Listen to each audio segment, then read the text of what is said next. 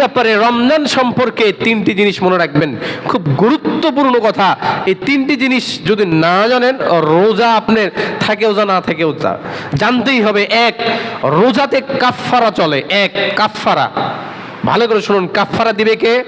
রোজা আছেন কিন্তু ইচ্ছাকৃতভাবেই হোক বা অনিচ্ছাকৃতভাবেই হোক স্ত্রীর সাথে মিলন হয়ে গেছে। কোন অবস্থাতে বলেন তো? রোজা অবস্থায়, রাতে না।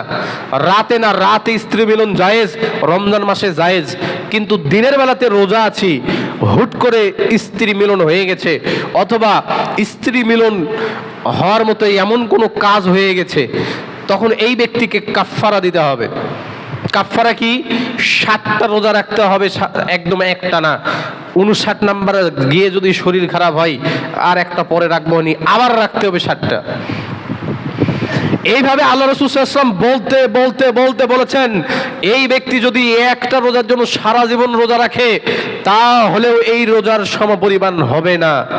এই কথা তিনি বলেছেন। কোন ব্যক্তি বলেন তো? কাফফারা দিবে যেই ব্যক্তি।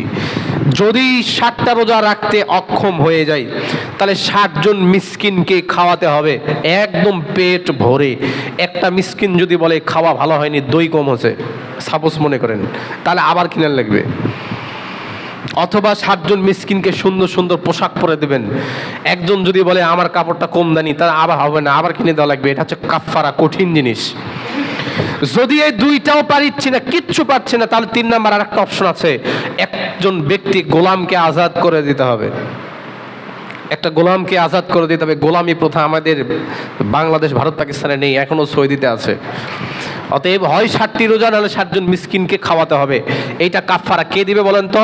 যারা ইচ্ছাকৃতভাবে স্ত্রী মিলন করে বা এরকম কোনো কাজ করে, তাহলে ইচ্ছাকৃতভাবে কাফফারা দিতে হবে। 2, ফিদিয়া দিতে হবে। ফিদিয়া, ফিদিয়া কোন ব্যক্তি দিবে? যেই ব্যক্তি চিরস্থায়ী অসুস্থ। চিরস্থায়ী অসুস্থ বোঝেন? হতে পারে যুবক, হতে পারে বৃদ্ধ, হতে পারে কম বয়সী, কিন্তু এমন অসুখ, হাড়ের অসুখ, ব্রেনের সমস্যা, অথবা এমন ডায়াবেটিস খুবই সমস্যা, ডাক্তার বলেছেন আপনাকে রোজা রাখা যাবে না, আপনাকে নিয়মিত ওষুধ খেতে হবে, তাহলে এই ব্যক্তি রোজা রাখবে না। এই ব্যক্তি কি দিবে? ফিদিয়া দিবে। ফিদিয়া কি? আমি যদি থাকি রোজা, একদিনে যা যা খাবার খাবো এবং ইফতারে খাবো, সেহরিতে যা যা খাবো, অন্য আর এক গরিবকে দিয়ে দিব খাবার। কয়টা দিব? 30টা রোজা যদি না রাখতে পারি, তাহলে 30টা দিনই দিতে হবে ভিন্ন ভিন্ন লোককে, বা একজনকেই দেন, কোনো সমস্যা নেই। ফিদিয়া দিয়ে দিতে হবে, খাবার দিয়ে দিতে হবে। কিন্তু আপনি যদি রোজা থাকতেন, ভালো ভালো খেতেন, কিন্তু গরিবকে দিচ্ছেন শুধু 1 কেজি চাল আর ডাল আর মুড়ি 1 পোয়া, হবে না। আপনি যা যা খেয়ে রোজা রাখতেন, যা যা নিয়ত ছিল, সেই খাবারই দিতে হবে। এটা হচ্ছে ফিদিয়া।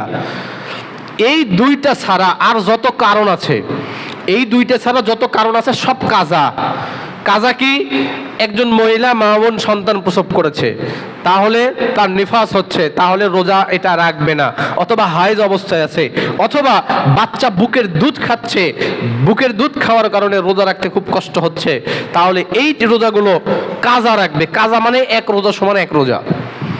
অথবা আপনি আমি সুস্থ সবল আছি, কিন্তু সফরে গেছি, সফরে গিয়ে বিপদে পড়ে গেছি, এই অবস্থাতে আপনি রোজা নাও রাখতে পারেন। এটা রাখতে হবে, রোজা শেষ হয়ে গেলে পরে একটা রোজার পরিবর্তে আর একটা রোজা রাখতে হবে। এটা হচ্ছে কাজা। আশা করি বিষয়গুলো বুঝেছেন। কাফফারা, ইচ্ছাকৃতভাবে স্ত্রী সহবাস করলে কাফফারা দিতেই হবে। যতদিন কাফফারা দিবেন না, ততদিন স্ত্রীর সাথে যতদিন মেলামেশা করবেন, ততদিন জিনার পাপ হবে। ততদিন কি হবে? জেনার পাপ হবে। আশ্চর্য পাপ। আর একটা পাপ আছে আশ্চর্য, আপনাদের বলেছি একদিন, সেটা হচ্ছে জেহার। আপনি যদি আপনার স্ত্রীকে বলেন, ওহো তোমার শরীরের এই অঙ্গটা আমার ঠিক মায়ের মতো, তোমার শরীরের এই অঙ্গটা আমার ফুবুর মতো, মানে যেইগুলো হারাম আপনার সাথে বিবাহ, তার সাথে আপনার স্ত্রীর সাথে তুলনা করছেন, এগুলো তুলনা কিন্তু করি। এটা বললে আবার কি হবে? এটা বললে ঠিক কাফফারা দিতে হবে। যদি কাফফারা না দেন, তাহলে যতদিন স্ত্রীর সাথে মেলামেশা করবেন, ততদিন জেনার খাতায় আপনার আমার স্ত্রীর নাম উঠবে। কাফফারা দিতেই হবে। কিন্তু আমি আশ্চর্য যে স্ত্রীর সাথে রোজা অবস্থায় মিলন হয়ে গেছে হঠাৎ করে ভুলবশত, এই কাফফারা ব্যক্তিটা দেয়নি, 2-4-5 বছর পর মনে হচ্ছে কাফারা তো দেইনি। আমি বলছি 5 বছর পর কেন, 50,000 কোটি বছর পরেও আল্লাহ তাআলা এই পাপের হিসাব নেবেন। আপনি আমি ভুলে যেতে পারি, আল্লাহ তাআলা এই পাপ ভুলবেন না, এটা কাফারা দিতেই হবে। অতএব এই ব্যাপারে একটু সচেতন থাকি, এই ব্যাপারে আমরা একটু সচেতন থাকি। কাফারা 2 ফিদিয়া, অসুস্থ যদি হয় কোনো ব্যক্তি তাহলে তার খাদ্যগুলো আরেকজনকে দিয়ে দিবে, এটা হচ্ছে ফিদিয়া। 3 কাজা, যদি বিপদে থাকি, যদি সন্তান প্রসব হয়, সন্তান যদি বুকের দুধ পান করে, যদি সমসাময়িক কোনো অসুস্থতার মধ্যে পড়ি, তাহলে কাজা করতে হবে। আশা করি বিষয়টি স্পষ্ট হয়েছে। সম্মানিত উপস্থিতি, এইবার রমজান মাসে আমরা কাটাবো কেমনে, রমজান মাসটা কেমনে কাটাবো? আসছে সামনে রবিবার ফার্স্ট রোজা, আমরা কেমনে কাটাবো এই ব্যাপারে 5টি কথা আপনাদের বলবো, একটু মনে রাখবেন ইনশাআল্লাহ। এই রমজান মাসে বেশি বেশি এই 5টি কাজ করবেন, আল্লাহ তাআলা তৌফিক দান।